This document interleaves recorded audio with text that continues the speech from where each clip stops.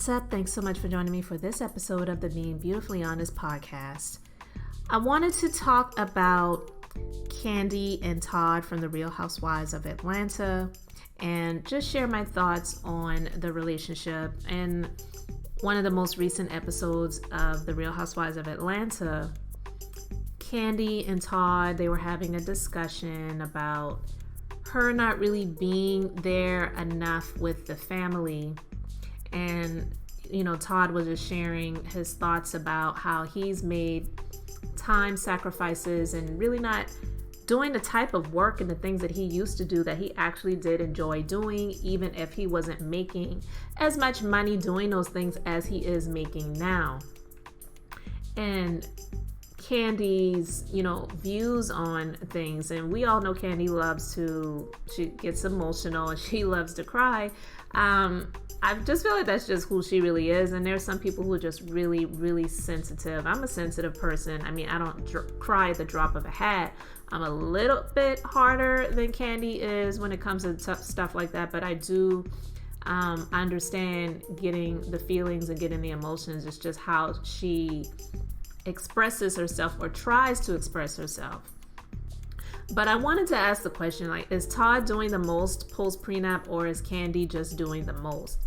Because if you guys don't remember, before they got married and Kandi was bringing the relationship to her mom, who was called Mama Joyce, and Mama Joyce just was not really here for Todd in that relationship, and she felt like he was using Kandi as a come-up. And so, just to refresh your memory, let's just play what she said. Off the ring, but I would have bought it for a Christmas gift. You're thrifty. You're always thrifty. She did not pick a $30,000 or $40,000 ring because she knows the way you are. She stepped herself down for you. Men are supposed to be the provider. And I do provide. What you I provide love, happiness, stability. What kind of stability? Your daughter feels very stable with me. Okay, wait, hold up a minute. Hold up 1 minute. Lights get cut off at the candy factory. Can you go down to Atlanta Gas Lights and say, I have stability? They not gonna take that. No, you think I'm around here making $2 an hour? But I look at a man as a provider. Okay. If they don't provide, they don't take care, they don't be there. He is providing. When y'all was talking about the prenup thing, and you said, as long as what's fair, say y'all were married and it lasted 2 years, what would you think would be fair? I'm gonna be honest with you, I don't know what's fair.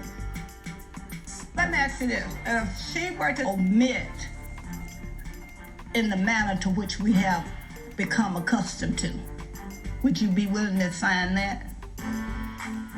I'm not gonna say I would sign anything right now. I'm not.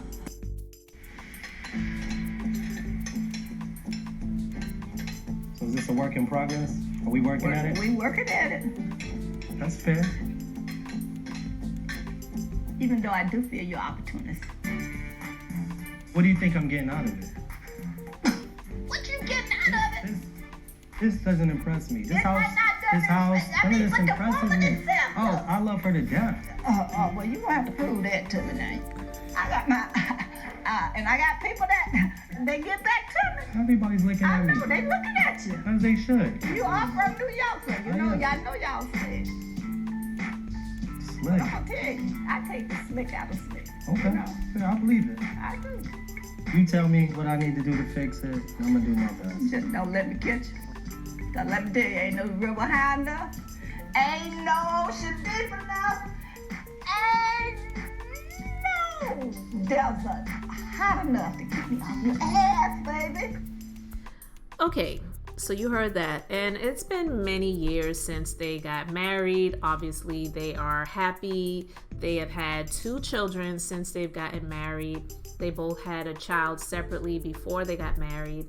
And they had a child together where she actually did carry the child. And then they recently had another child that they had via a surrogate using the eggs and the embryos from when they went through the first time with the I guess it was the in vitro fertilization, I believe they did.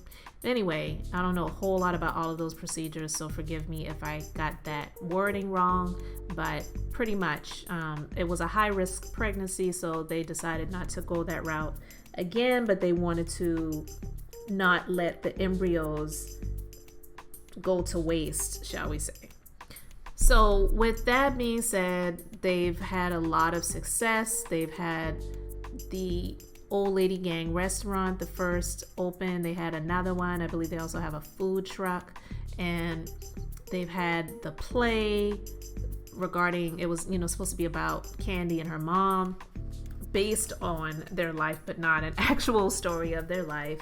And then, Kandi has used the accusations that were thrown at her by Phaedra and Portia from several seasons ago to create the sex dungeon show that I just wasn't into that, but not knocking anybody that was. It's just not my thing.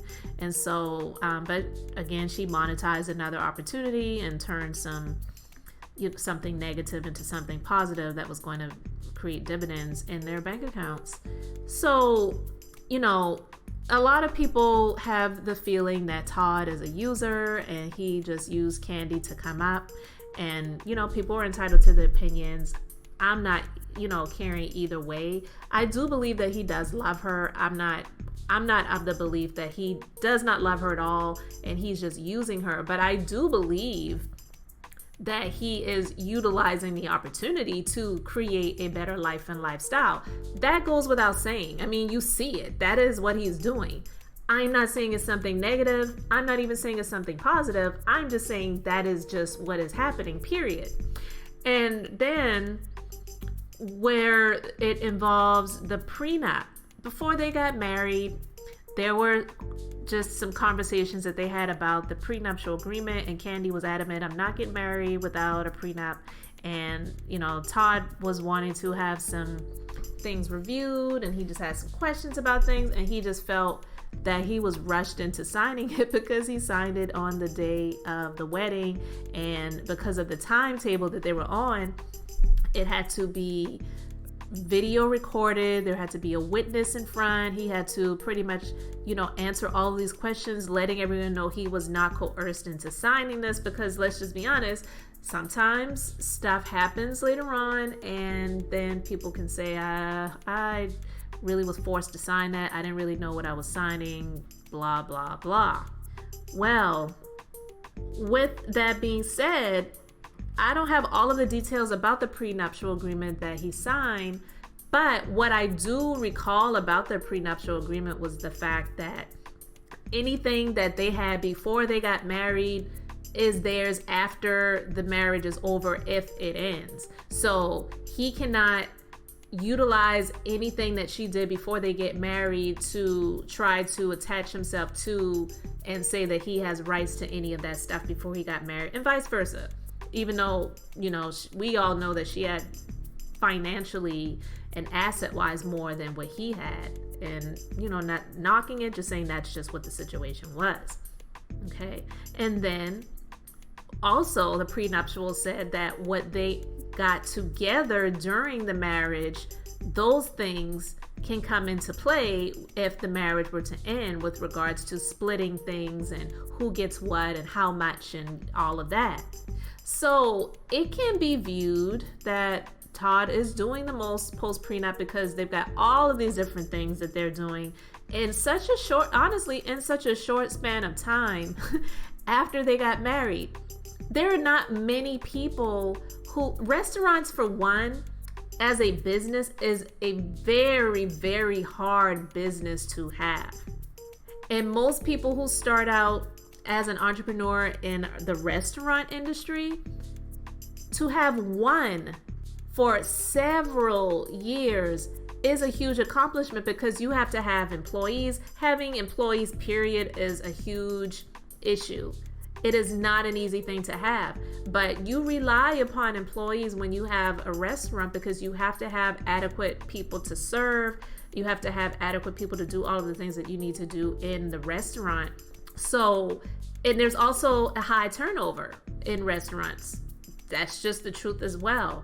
So to have the one restaurant that they opened in a year, and then I believe maybe 1 or 2 years after that, they opened another restaurant, and then they had the food truck, and it was just a lot. And then on this most recent season of The Real Housewives of Atlanta, Todd was saying, we're going to be doing the Mexican restaurant called Ole Gang, which I'm honestly, when I heard that, I just kind of rolled my eyes like, okay, really? The Ole Gang? Okay. But also the trucking business, so 18-wheeler trucking business, and a number of other things that they were listing, a clothing line based off of their son Ace, and so many other different projects that they were having and that they were talking about. It was making my head spin. And I'm all about creating a better life and lifestyle for your family, but how much can you actually do? And is it like too much? Is it overkill? Or are you just trying to get so much in and just get it in where you can fit it in post the nuptials, so that in the event things don't work out, you have stacked your chips and now you have a better, hand to play when it comes to splitting assets? It's just a question. I am not saying that is actually what it is, but I would love to know what you guys think about it, so you can let me know in the comment section about that. Do you feel that Todd is doing the most post prenup? Like, is he really trying to stack those chips up? So in the event things just don't work out, it's like, okay, well, we really created an amazing empire together, so now let's split these ends. Just let me know what you guys think. I'm just saying what it looks like.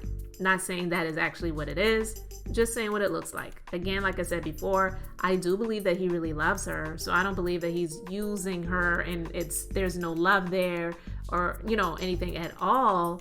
But relationships change over time. People change over time, which is one of the reasons why she wanted to have the prenuptial agreement. But the way that the prenuptial agreement was written in the terms of, okay, whatever we had before we got married is, individually ours, but whatever we get together after is ours together, and we'll have to figure that out. Like, because that's the type of stuff that Todd was saying before they got married. He was like, the way it's written, it's like, once we, split up, I just have to move out of the house. It was like, and she was like, well, if we're not together, like, why would you want to still live here? Why would you want to still, which I agreed with. It's like, if we're not together anymore, like, why would you want to still live in my house? Because she did buy that house. She bought it before they got married. And I believe, she told her mom that he's paying, a lot of the bills in the house, but she was like, but this is your house. You bought this. So that's just what the perception is. That's just the way it looks. And then you have Kandi. Kandi is the true definition of a workaholic. The lady has so many irons in the fire. Sometimes I feel like I'm going nuts with all of the things that I have going on, and it is nothing in comparison to what she is doing. And I'm just like, yeah, you have assistants, but how are you doing it all? Because she's got a lot of kids now. She's not just a single mother that has a teenager who is going to be an adult soon. Like, she's got little ones now. And we get it. She's got the money to afford to have a nanny, but that's just not what her lifestyle is, I believe. So she's a pretty hands-on mother. And I just wonder, is she doing the most? Because in this most recent episode of the Housewives of Atlanta, Todd was just talking about that. He's like, you're hardly ever here. You're, you've got your business things that you're doing, and now you're going into acting, and you have this regular spot on the show called The Chi. And, I applaud your work ethic. Like, you're serious about work, but can you be as serious about this family and this home as you are about work, and put those things on the back burner sometimes? And I don't really know if she can do that, because I feel like this is just who she has always been.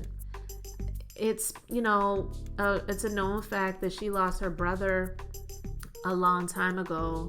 So she's been, for the most part, the only child to her mom.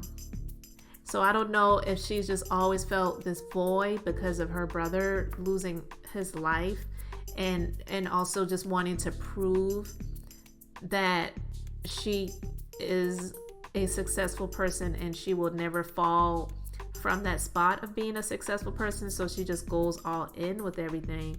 But I do understand with, working hard and wanting to make it, wanting to succeed. I believe most of us can understand that, but I definitely do get it. But if Kandi isn't careful, I do believe that it can possibly hurt her marriage. And I do believe she needs to listen to her husband and what he is saying.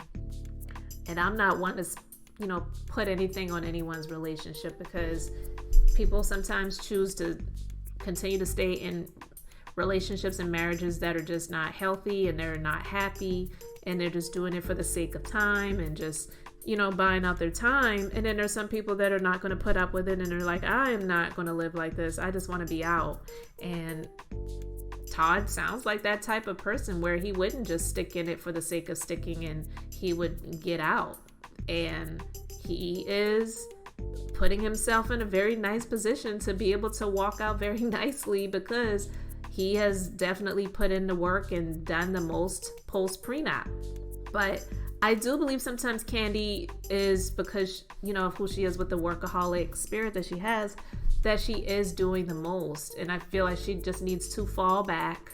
I do believe she plays a large role in the Real Housewives of Atlanta.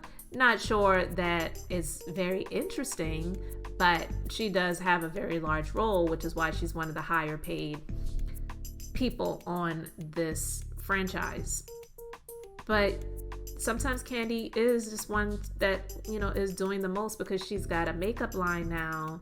She's got, she's always doing something in the studio. She's got all of the restaurants now, the other businesses that Todd is working on, which, let's just be clear about it. Even though Todd is doing these things and they are married and they have been married for some time, Kandi is a huge integral part in those things as well. And now she's doing acting too. Like, come on, Kandi. I believe you're just doing the most. She's got this YouTube channel now where she's always doing reviews for the show that she's on, which, she has a right to do that if she wants to do that. But it's like, why? Why? She's got the sex toy line and the affiliates for the sex toy line and all of those different things.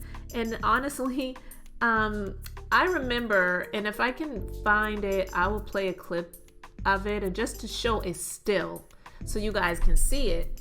But this was before Kandi met Todd and they started dating. When she was starting the sex toy line, she was in a restaurant. This was from several seasons ago. And she was in this restaurant. She was meeting with this woman who was helping her with the sex toy line. And Kandi was getting excited and she was laughing and just really loud in the restaurant. And most of the time with these scenes, they'll have some extras, I believe, that are in the restaurant, and it's not an actual regular day where people are just there dining. That happens too, but I believe sometimes they will just have that space for them for several hours so that they can film. And Todd was there. This was before they met, and this was before they started dating. And when I saw it, because I've seen all of those previous seasons, and at the time, this was before they met and they started dating. So to see this person, just a quick flash of this person, it was not a big deal. But when you see this season and this episode after all of the things that has happened, it just made you think, was Mama Joyce on to something with regards to the warning that she gave to Kandi? Because yeah, a lot of us know who Kandi is, but he definitely knew who she was. And so it's like, you knew that she wanted to be in a relationship. You knew she wanted to have a family. Like, these are the things that she was talking about. These are the things that she was discussing. And then looking back, hindsight being 2020, and then just seeing this episode that aired before all of those things that has happened, and look back, and it's like, did he have his eye on her and he was scoping her out to see if he could get his, foot in the door? It's possible. I'm not saying that actually is the case, but it just makes you wonder and it makes you think.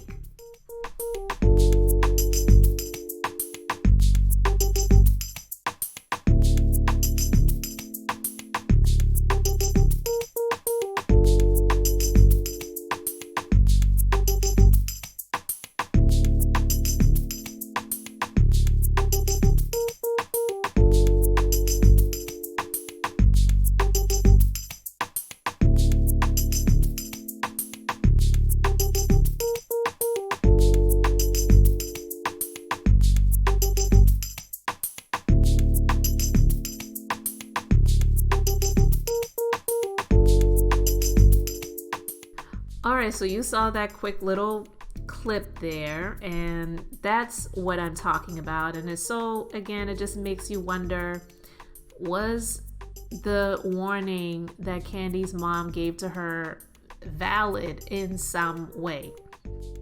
And it is possible.